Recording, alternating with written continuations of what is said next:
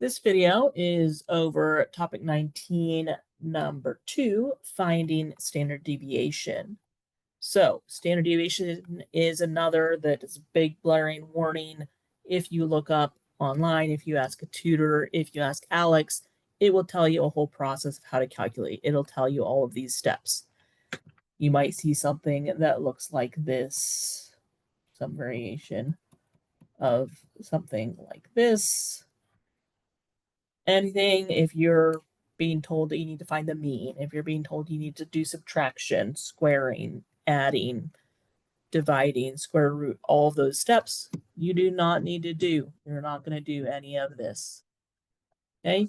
What you're going to do in this class to find standard deviation is you're going to go in Excel. You're going to type the data values into Excel. You are going to go to another cell in that spreadsheet and you're going to type equals STDEV parentheses. Select the cells that have the data values and parentheses, enter, you're done. You'll need it round potentially.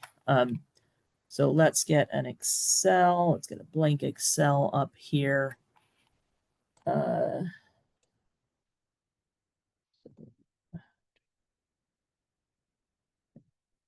That's ready to go. All right, I'm gonna zoom in a little here.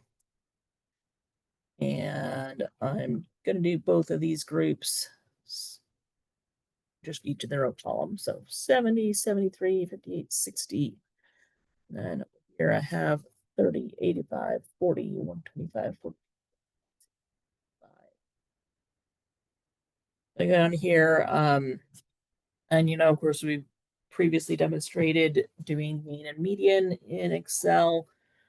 Here we're doing similar, but it's equals STDEV, parentheses, click, drag, and parentheses. Now I could also do it this way. I do equals STDEV, parentheses, and I can click and drag all the way down to here. Why would I do that? Notice it gives the exact same result. It doesn't do anything with the blank cells. By doing this, I can now say, all right, Excel, you've calculated the standard deviation for me for column A.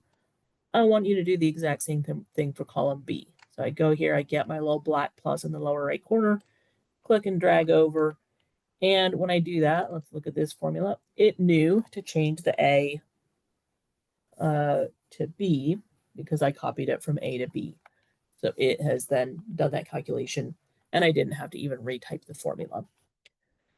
So we have right at the nearest tenth of a pound, 7.4, and 30.7.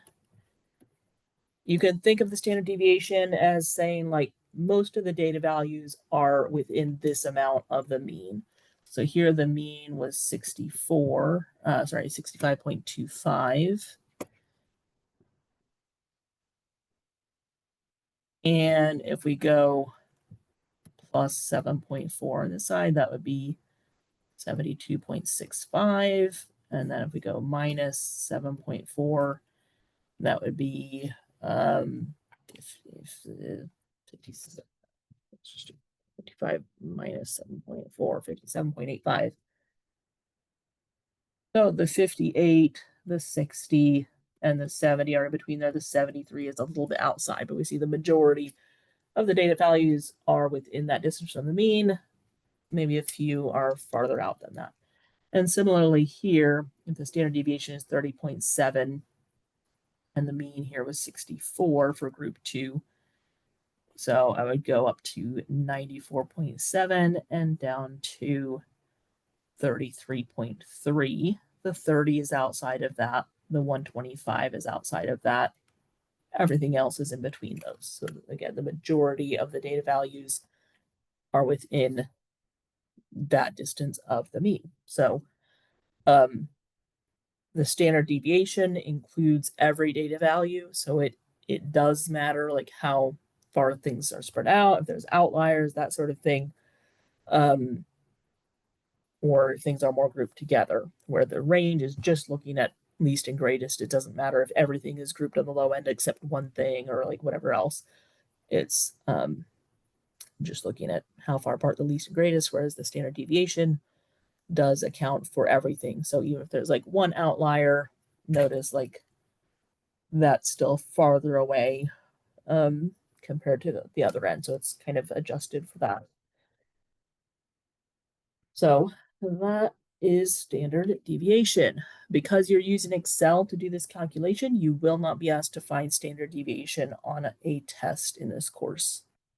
So just on the homework quizzes, put it in Excel, do the calculation, unless you would like to calculate the mean, subtract each data value from the mean, square each of those results, add those together, divide by n or n plus 1, take the square root. That would mean for group 2 here, 8 subtractions, 8 squaring, adding up those 8 results, all that. So a lot easier to just tell Excel to find it.